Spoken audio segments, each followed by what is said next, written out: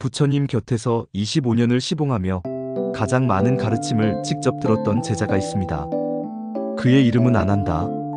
뛰어난 기억력으로 부처님의 말씀을 한마디도 빠짐없이 기억했던 그는 다문제일, 즉 가장 많이 들은 제자로 불렸습니다.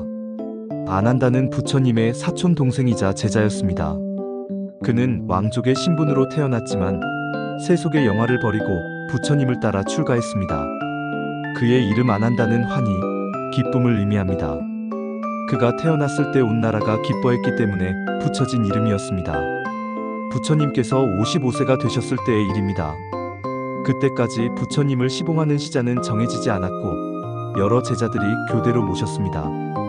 그러나 부처님께서 나이가 드시면서 항상 곁에서 모실 제자가 필요하게 되었습니다. 많은 제자들이 시자가 되기를 원했지만 아난다는 선뜻 나서지 않았습니다. 부처님께서 아난다에게 시자가 되어줄 것을 청하셨습니다. 그제야 아난다는 조건을 제시했습니다. 부처님으로부터 받은 옷을 입지 않겠다는 것, 부처님께서 받으신 음식을 먹지 않겠다는 것, 부처님과 같은 방에서 기거하지 않겠다는 것, 그리고 부처님을 따라 모든 초청에 가지 않겠다는 4가지 조건이었습니다. 이 조건들은 다른 제자들이 자신을 시기하거나 의심하지 않도록 하기 위한 것이었습니다. 아난다는 부처님을 가까이에서 모시면서 생기는 특혜를 원하지 않았습니다. 오직 순수하게 부처님을 시봉하고 가르침을 듣고자 했던 것입니다. 동시에 아난다는 4가지 소원도 말씀드렸습니다. 첫째는 자신이 시봉하기 이전에 부처님께서 설하신 모든 법문을 다시 들려달라는 것. 둘째는 의문이 생길 때 언제든지 질문할 수 있게 해달라는 것. 셋째는 부처님께서 자신이 없을 때 설하신 법문을 다시 들려달라는 것. 넷째는 찾아오는 사람이 있으면 바로 인도할 수 있게 해달라는 것이었습니다. 부처님께서는 아난다의 조건과 소원을 모두 받아들이셨습니다. 이렇게 아난다는 부처님의 시자가 되었고 그날부터 25년간 부처님을 그림자처럼 모시며 섬겼습니다. 아난다의 헌신은 실로 대단한 것이었습니다. 아난다는 아침 일찍 일어나 부처님께서 세수하실 물을 준비했습니다. 부처님의 의발을 정리하고 거처를 청소했습니다.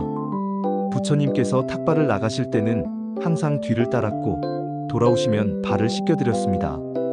부처님께서 설법하실 때는 청중을 정리하고 질서를 유지했습니다. 더운 여름날에는 부채질을 해드렸고 추운 겨울에는 따뜻한 옷을 준비했습니다. 부처님께서 병환에 드시면 밤을 새워가며 간호했습니다. 비가 오면 우산을 받쳐들고 길이 험하면 부축해드렸습니다. 이 모든 일을 아난다는 조금도 싫은 기색 없이 기쁜 마음으로 했습니다. 아난다의 가장 큰 특징은 뛰어난 기억력이었습니다. 부처님께서 설하신 법문을 한 번 들으면 한 구절도 빠뜨리지 않고 모두 기억했습니다. 이것은 단순한 암기력이 아니었습니다. 부처님 말씀의 뜻을 정확하게 이해하고 그 맥락까지 파악하는 능력이었습니다. 어느 날 부처님께서 어떤 장자의 집에서 설법하셨습니다. 아난다는 그날 다른 일로 그 자리에 참석하지 못했습니다. 나중에 아난다가 그 이야기를 전해 듣고 부처님께 그날의 설법 내용을 여쭈었습니다. 부처님께서는 그날 설하신 법문을 그대로 다시 말씀해 주셨습니다. 아난다는 그 긴 설법을 한 번 듣고 모두 기억했습니다. 그리고 며칠 후 다른 제자들에게 그 내용을 그대로 전했습니다. 그 자리에 있었던 제자들이 놀라며 말했습니다. 부처님께서 설하신 그대로입니다.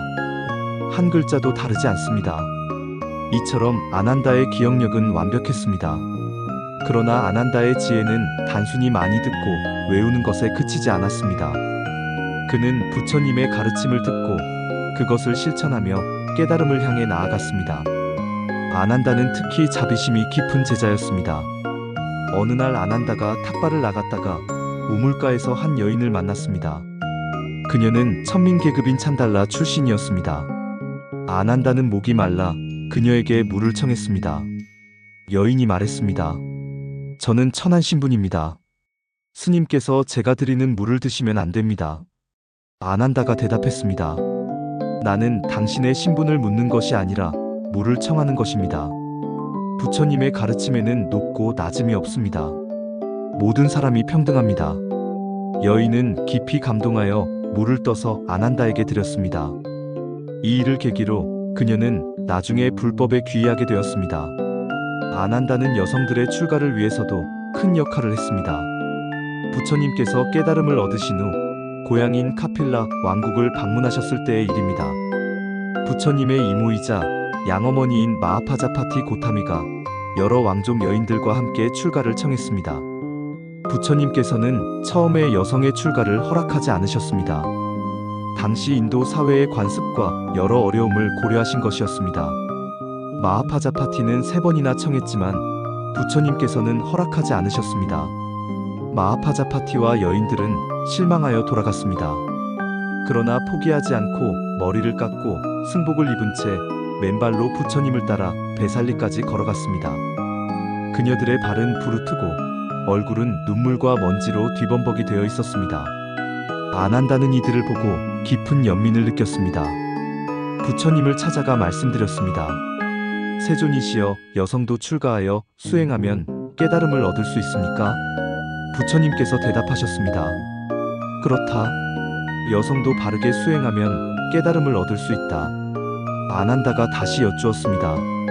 세존의 이모이신 마하파자파티께서는 세존을 양육하신 은혜가 큽니다. 그분께서 출가를 간절히 원하고 계십니다. 부디 허락해 주시옵소서. 부처님께서는 아난다의 청을 받아들여 여성 출가를 허락하셨습니다. 이렇게 해서 불교 역사상 최초로 비구니 승가가 탄생했습니다. 이것은 당시로서는 획기적인 일이었습니다. 여성이 종교적 수행자가 될 수 있다는 것은 여성의 영적 능력을 인정하는 것이었습니다. 아난다의 자비심과 용기가 없었다면 이루어지기 어려운 일이었습니다. 아난다는 또한 뛰어난 설법자였습니다. 부처님께서 설하신 법문을 정확하게 기억하고 있었기에 다른 이들에게 가르침을 전할 수 있었습니다. 그의 설법은 부처님의 말씀을 그대로 전하면서도 듣는 이의 근기에 맞게 설명했습니다. 어느 날 한바라문이 아난다를 찾아와 물었습니다. 당신네 스승 고타마는 무엇을 가르치십니까? 아난다가 대답했습니다. 부처님께서는 탐욕을 버리는 것을 가르치십니다. 성냄을 버리는 것을 가르치십니다. 어리석음을 버리는 것을 가르치십니다. 바라문이 다시 물었습니다. 그것들을 버리면 무엇이 남습니까? 아난다가 말했습니다. 탐욕을 버리면 만족이 남습니다. 성냄을 버리면 자비가 남습니다. 어리석음을 버리면 지혜가 남습니다. 이것이 곧 열반이요 진정한 자유입니다. 바라문은 그 간결하고도 명쾌한 설명에 감탄했습니다. 아난다는 수행자로서도 성실했습니다. 비록 부처님을 시봉하는 일로 바빴지만 틈틈이 자신의 수행을 게을리하지 않았습니다. 그는 매일 새벽과 저녁에 좌선했고 경행을 했습니다. 부처님의 가르침을 실천하며 번뇌를 줄여가기 위해 노력했습니다. 그러나 아난다는 오랫동안 아라한의 경지에 이르지 못했습니다. 부처님 곁에서 25년을 있었고 그 누구보다 많은 법문을 들었지만 최종적인 깨달음은 얻지 못한 것입니다. 이것은 아난다에게 큰 고민이었습니다. 어떤 이들은 아난다가 부처님을 너무 사랑하고 집착했기 때문이라고 말합니다. 부처님에 대한 애정이 오히려 깨달음의 장애가 되었다는 것입니다. 또 어떤 이들은 아난다가 시봉하는 일에 너무 많은 시간을 쏟아 자신의 수행에 충분히 집중하지 못했기 때문이라고 말합니다. 그러나 아난다 스스로는 이를 문제 삼지 않았습니다. 그는 부처님을 시봉하는 것 자체가 수행이라고 생각했습니다. 부처님께 헌신하는 것이 자신의 길이라고 믿었습니다. 깨달음은 그 과정에서 자연스럽게 올 것이라고 여겼습니다. 부처님께서 80세가 되셨을 때 큰 병환에 드셨습니다. 아난다는 밤낮으로 부처님을 간호했습니다. 부처님께서는 쿠시나가라로 가기를 원하셨습니다. 아난다는 부처님을 모시고 그곳으로 향했습니다. 가는 길은 험했고 부처님의 기력은 점점 쇠약해져 갔습니다. 쿠시나가라에 도착한 부처님께서는 두 그루의 사라수나무 사이에 눕기를 청하셨습니다. 아난다는 부처님을 위해 자리를 마련했습니다. 그리고 부처님께서 마지막 열반에 드실 것임을 알았습니다. 아난다의 마음은 무너져 내렸습니다. 아난다는 한쪽에 서서 울었습니다. 부처님께서 그런 아난다를 보시고 부르셨습니다. 아난다여, 왜 우는가? 아난다가 눈물을 닦으며 말씀드렸습니다. 세존이시여, 저는 아직 아라한이 되지 못했습니다. 그런데 저를 가르쳐 주시는 스승께서 열반에 드시려 합니다. 부처님께서 말씀하셨습니다. 아난다여, 그대는 오랫동안 자애로운 몸과 말과 생각으로 나를 섬겼다. 그대는 큰 공덕을 쌓았다. 정진하라. 그대도 곧 모든 번뇌에서 벗어날 것이다. 그대는 훌륭한 제자였다. 부처님께서는 또 다른 제자들을 불러 말씀하셨습니다. 비구들이여, 아난다를 비난하지 말라. 아난다는 참으로 훌륭한 시자였다. 그는 지혜롭고 영리하여 언제 열애에게 찾아오는 일을 접견시킬지 알았다. 아난다에게는 4가지 놀라운 능력이 있다. 첫째, 비구들이 아난다를 만나러 오면 그의 모습을 보는 것만으로도 기뻐한다. 그가 법문을 설하면 기뻐하며 그가 침묵하면 아쉬워한다. 비구니들도 그러하고 제가 남자 신도들도 그러하며 제가 여자 신도들도 그러하다. 이것은 참으로 놀라운 일이다. 부처님께서는 이렇게 아난다를 칭찬하셨습니다. 그리고 마지막 가르침을 설하신 후 조용히 열반에 드셨습니다. 아난다는 부처님의 열반을 지켜보며 깊은 슬픔에 잠겼습니다. 동시에 자신이 이제 홀로 서야 한다는 것을 깨달았습니다. 부처님께서 열반에 드신 후 장례가 치러졌습니다. 그리고 승가는 앞으로의 일을 논의하기 시작했습니다. 가장 중요한 것은 부처님의 가르침을 정리하고 보존하는 일이었습니다. 부처님 생전에는 부처님께 직접 물어볼 수 있었지만 이제는 그럴 수 없었습니다. 마하가섭존자가 중심이 되어 경전 결집을 준비했습니다. 500명의 아라한들이 모여 부처님의 가르침을 확인하고 정리하기로 했습니다. 그러나 문제가 있었습니다. 아난다는 아직 아라한이 아니었던 것입니다. 다른 존자들은 아난다가 결집에 참여하는 것을 반대했습니다. 오직 아라한만이 참여할 수 있다는 것이 원칙이었습니다. 그러나 아난다는 부처님의 법문을 가장 많이 듣고 가장 정확하게 기억하는 사람이었습니다. 아난다 없이는 경전 결집이 불가능했습니다. 마하가섭이 아난다에게 말했습니다. 그대는 이번 결집이 열리기 전까지 반드시 아라한이 되어야 한다. 그렇지 않으면 참여할 수 없다. 아난다는 큰 압박감을 느꼈습니다. 동시에 이것이 자신이 마지막 장애를 넘어설 기회라는 것을 알았습니다. 아난다는 홀로 수행에 전념했습니다. 밤낮으로 좌선하고 경행했습니다. 부처님의 가르침을 하나하나 되새기며 관찰했습니다. 그러나 애쓰면 애쓸수록 깨달음은 멀어지는 것 같았습니다. 결집이 시작되는 날이 다가왔습니다. 결집 전날 밤 아난다는 여전히 깨달음을 얻지 못한 채 수행하고 있었습니다. 밤이 깊어지고 몸은 지쳐갔습니다. 아난다는 생각했습니다. 이렇게 애쓰는 것도 집착이구나. 깨달음을 얻으려는 욕심도 결국 욕심이구나. 아난다는 수행을 멈추고 잠자리에 들기로 했습니다. 몸을 눕히려는 바로 그 순간 머리가 아직 베개에 닿지 않고 발은 아직 바닥에서 떨어지지 않은 그 찰나에 아난다는 깨달았습니다. 모든 번뇌가 사라지고 완전한 자유를 얻었습니다. 아난다는 마침내 아라한이 되었습니다. 다음날 아침 경전 결집이 시작되었습니다. 아난다가 결집 장소에 나타나자 다른 존자들은 그가 깨달음을 얻었음을 알아보았습니다. 그의 얼굴에서 빛이 났고 그의 걸음걸이는 달라져 있었습니다. 마하가섭이 아난다를 맞이하며 말했습니다. 잘 오셨습니다. 이제 시작합시다. 아난다는 높은 자리에 올라 부처님의 가르침을 외우기 시작했습니다. 이렇게 나는 들었다. 한때 부처님께서는 이러이러한 곳에 계셨다. 이것이 모든 경전의 시작이 되는 문구였습니다. 나는 들었다는 것은 아난다가 직접 부처님께 들었다는 증언이었습니다. 아난다는 부처님께서 설하신 수많은 경전들을 하나하나 외웠습니다. 길게는 몇 시간씩 걸리는 긴 경전들도 한 구절 빠짐없이 정확하게 외웠습니다. 다른 제자들은 그 내용을 확인하고 동의했습니다. 이렇게 해서 경장이 완성되었습니다. 이 첫 번째 경전 결집은 불교 역사에서 매우 중요한 사건이었습니다. 만약 아난다가 없었다면 부처님의 많은 가르침들이 사라지고 말았을 것입니다. 아난다의 뛰어난 기억력과 25년간의 헌신이 불교를 보존하는 데 결정적인 역할을 한 것입니다. 경전 결집 이후 아난다는 활발하게 설법 활동을 했습니다. 그는 여러 지역을 다니며 부처님의 가르침을 전했습니다. 특히 여성 수행자들에게 많은 가르침을 주었습니다. 아난다의 설법은 자비롭고 친절했습니다. 어느 날 한 젊은 비구가 아난다에게 물었습니다. 존자시여, 부처님을 직접 뵙지 못한 저희는 어떻게 수행해야 합니까? 아난다가 대답했습니다. 부처님의 가르침을 따르면 된다.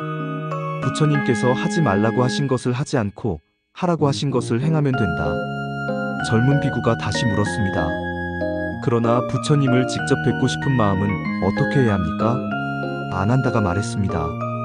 법을 보는 자는 나를 보고 나를 보는 자는 법을 본다. 이것은 부처님께서 하신 말씀이다. 부처님의 가르침을 실천하면 부처님을 만나는 것이다. 아난다는 또한 부처님의 생애와 행적에 대해 많은 이야기를 들려주었습니다. 부처님께서 어떻게 수행하셨는지, 어떤 상황에서 어떤 가르침을 주셨는지 생생하게 전했습니다. 이러한 이야기들은 후대의 제자들에게 큰 감동과 가르침을 주었습니다. 한 번은 어떤 사람이 아난다에게 물었습니다. 존자께서는 부처님을 가장 가까이에서 모셨습니다. 부처님은 어떤 분이셨습니까? 아난다는 잠시 생각하다가 대답했습니다. 부처님께서는 언제나 평온하셨습니다. 기쁜 일에도 들뜨지 않으시고 슬픈 일에도 무너지지 않으셨습니다. 아난다가 계속 말했습니다. 부처님께서는 모든 이에게 평등하셨습니다. 왕이든 거지든 남자든 여자든 늙은이든 젊은이든 똑같이 대하셨습니다. 부처님께서는 항상 자비로우셨습니다. 작은 벌레도 밟지 않으려 조심하셨고 아픈 제자를 직접 돌보셨습니다. 아난다의 이야기를 듣던 사람들은 감동했습니다. 그들은 부처님의 모습을 생생하게 떠올릴 수 있었습니다. 아난다는 이렇게 부처님을 그리워하는 이들에게 부처님의 모습을 전해주는 역할을 했습니다. 세월이 흘러 아난다도 나이가 들었습니다. 그는 여전히 정력적으로 활동했지만 몸은 점점 약해졌습니다. 어느 날 아난다는 베살리에서 마가다국으로 가던 중 강가에 머물렀습니다. 그곳에서 아난다는 자신의 생이 다했음을 느꼈습니다. 아난다가 열반에 들려고 하자 마가다국의 아자타사투 왕과 베살리의 리차비족이 모두 와서 아난다의 마지막을 지키려 했습니다. 두 나라는 서로 아난다의 사리를 모시겠다고 다투었습니다. 아난다는 이 소식을 듣고 두 나라가 다투지 않기를 바랐습니다. 아난다는 강 한가운데서 열반에 들었습니다. 그러자 신기하게도 그의 몸이 둘로 나뉘어 한쪽은 마가다국 쪽으로 다른 한쪽은 베살리 쪽으로 떨어졌습니다. 이렇게 해서 두 나라는 각각 아난다의 사리를 모실 수 있었고 다툼도 멈추었습니다. 아난다의 생애는 헌신과 봉사의 삶이었습니다. 그는 부처님을 25년간 시봉하면서 자신을 낮추고 스승을 섬겼습니다. 동시에 부처님의 모든 가르침을 기억하여 후대에 전하는 중요한 역할을 했습니다. 아난다가 없었다면 우리가 지금 접하는 많은 경전들이 존재하지 않았을 것입니다. 아난다의 지혜는 여러 측면에서 드러납니다. 첫째는 헌신의 지혜입니다. 그는 자신의 수행보다 부처님을 시봉하는 것을 우선했습니다. 이것은 단순한 희생이 아니었습니다. 부처님을 가까이에서 모시며 직접 배우는 것이 가장 좋은 수행이라는 것을 알았던 것입니다. 둘째는 겸손의 지혜입니다. 아난다는 부처님의 사촌이자 왕족이었지만 자신을 낮추고 시자의 역할을 기꺼이 받아들였습니다. 그는 부처님으로부터 특별한 대우를 받지 않으려 했고 다른 제자들과 평등하게 지내려 노력했습니다. 이러한 겸손함이 오히려 그를 존경받는 제자로 만들었습니다. 셋째는 평등의 지혜입니다. 아난다는 모든 사람을 차별하지 않았습니다. 천민 출신 여인에게도 평등하게 대했고 여성들의 출가를 위해 용기를 냈습니다. 이것은 당시 사회에서는 매우 파격적인 태도였습니다. 아난다는 부처님의 평등 사상을 진정으로 이해하고 실천했습니다. 넷째는 기억의 지혜입니다. 단순히 많이 외우는 것이 아니라 부처님 말씀의 뜻과 맥락을 정확하게 이해하고 기억했습니다. 그리고 그것을 필요한 사람들에게 적절하게 전할 수 있었습니다. 이러한 능력이 불교 경전의 보존에 결정적인 역할을 했습니다. 다섯째는 자비의 지혜입니다. 아난다는 다른 사람들의 고통에 민감했습니다. 출가를 원하는 여성들의 간절함을 외면하지 않았고 어려움에 처한 사람들을 돕기 위해 노력했습니다. 그의 자비심은 부처님의 가르침을 가장 잘 구현한 것이었습니다. 여섯째는 인내의 지혜입니다. 아난다는 오랫동안 아라한이 되지 못했지만 좌절하지 않았습니다. 묵묵히 자신의 길을 갔고 결국 깨달음을 얻었습니다. 그는 깨달음이 억지로 얻어지는 것이 아니라 때가 되면 자연스럽게 오는 것임을 보여주었습니다. 아난다의 삶은 우리에게 많은 가르침을 줍니다. 우선 진정한 배움이란 무엇인가를 보여줍니다.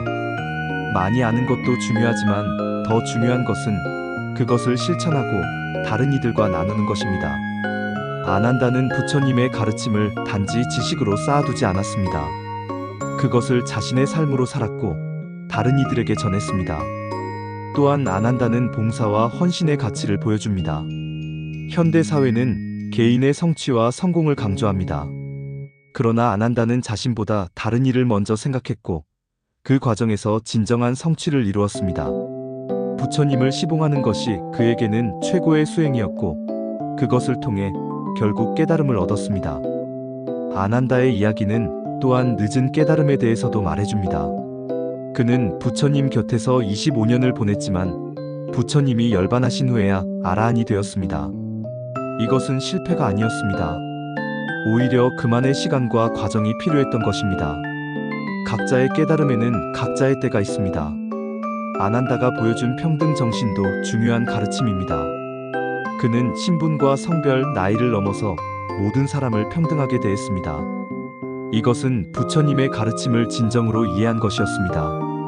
모든 존재는 불성을 가지고 있으며 깨달음을 얻을 수 있는 동등한 가능성을 지니고 있습니다. 아난다의 자비심 또한 본받을 만합니다. 그는 다른 사람들의 아픔과 어려움을 외면하지 않았습니다. 여성들의 출가를 위해 용기를 냈고 어려운 처지에 있는 사람들을 도왔습니다. 진정한 수행은 자기 혼자만의 깨달음이 아니라 다른 이들과 함께하는 것임을 보여주었습니다.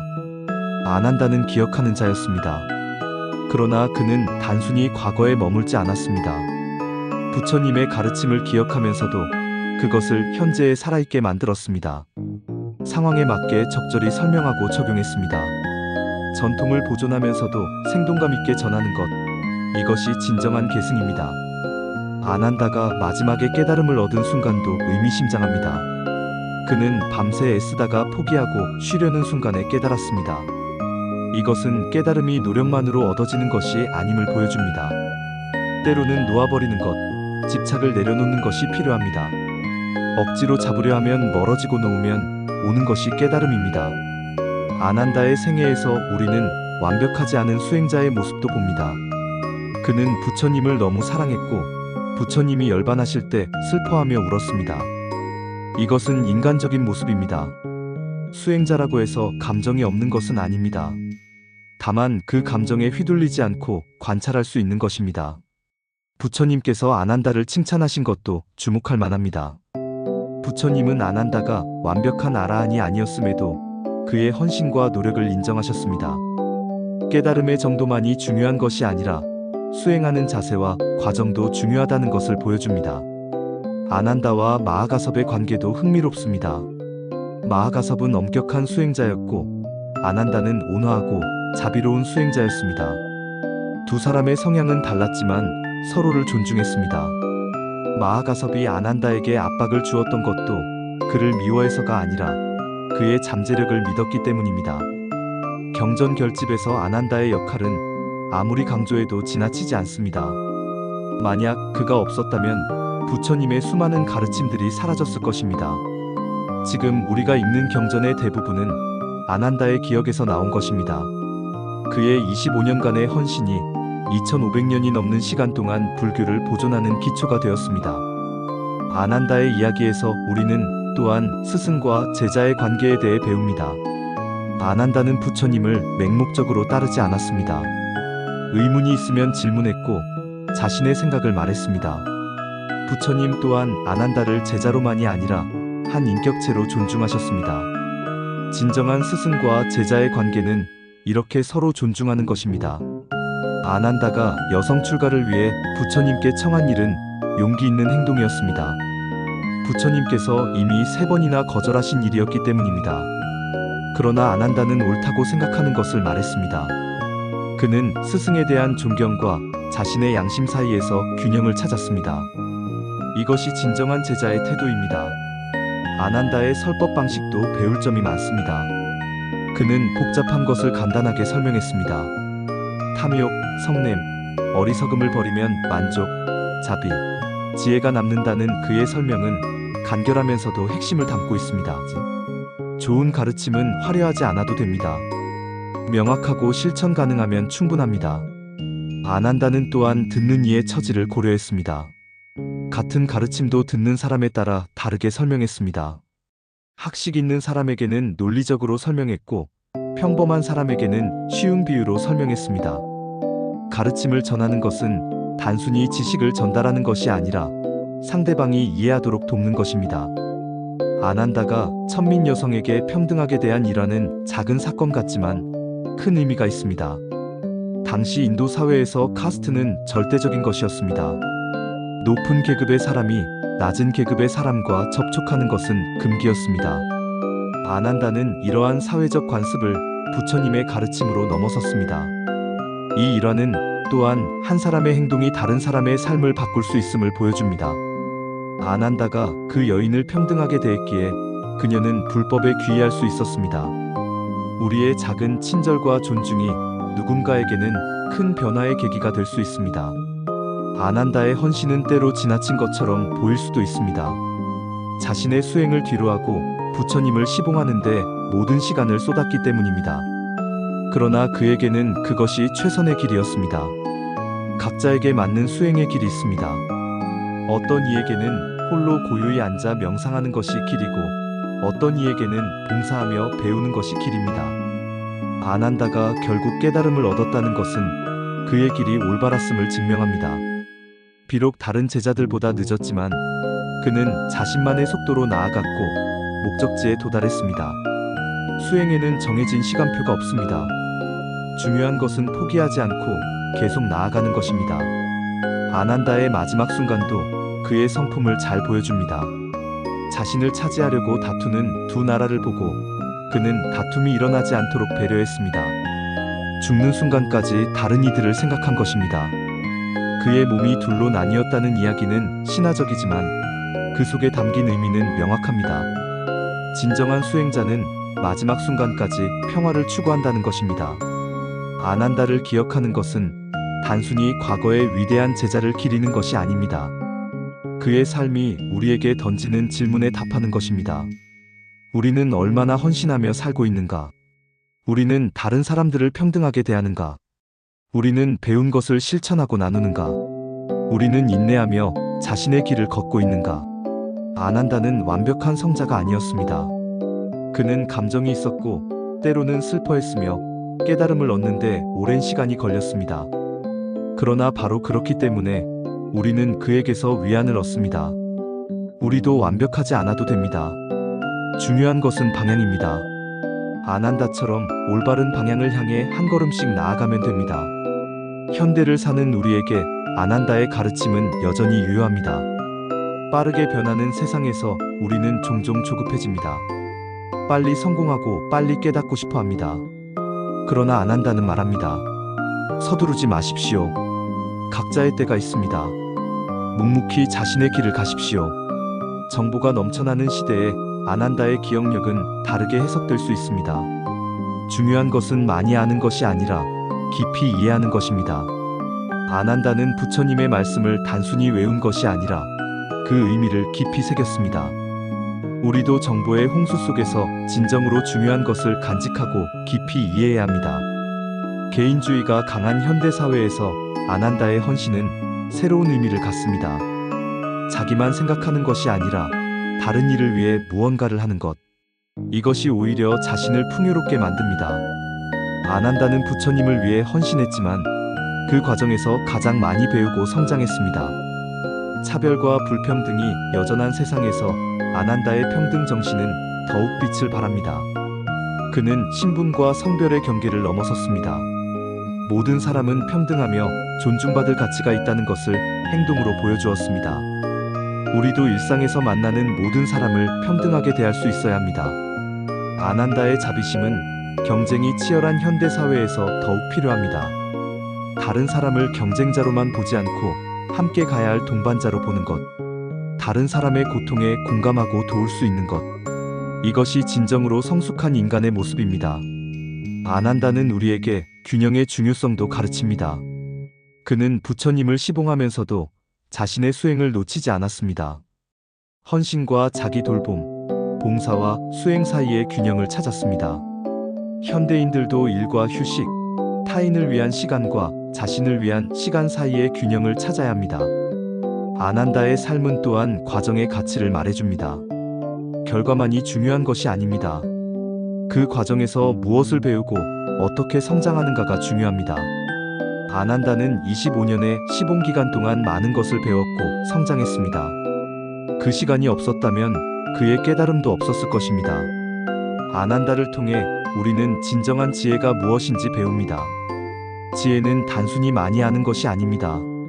알고 있는 것을 실천하고 다른 이들과 나누며 삶으로 증명하는 것입니다. 아난다는 부처님의 가르침을 삶으로 살았습니다.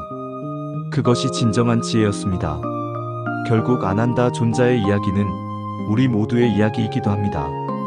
우리도 완벽하지 않습니다. 때로 실수하고 넘어지며 더디게 나아갑니다. 그러나 포기하지 않고 계속 걸어간다면 언젠가는 목적지에 도달할 수 있습니다. 아난다처럼 말입니다. 부처님 곁에서 25년을 보낸 아난다. 그는 가장 가까이에서 부처님을 보았고 가장 많이 들었습니다. 그리고 그 모든 것을 후세에 전했습니다. 지금 이 순간 우리가 부처님의 가르침을 접할 수 있는 것은 아난다의 헌신 덕분입니다. 그의 기억 속에 보존된 부처님의 말씀이 2500년이 넘는 세월을 넘어 우리에게 전해진 것입니다. 아난다 존자여, 당신의 헌신에 감사드립니다. 당신의 기억력에 감사드립니다. 당신의 자비심에 감사드립니다. 당신 덕분에 부처님의 가르침이 보존되었고 우리가 그 가르침을 따라 수행할 수 있습니다.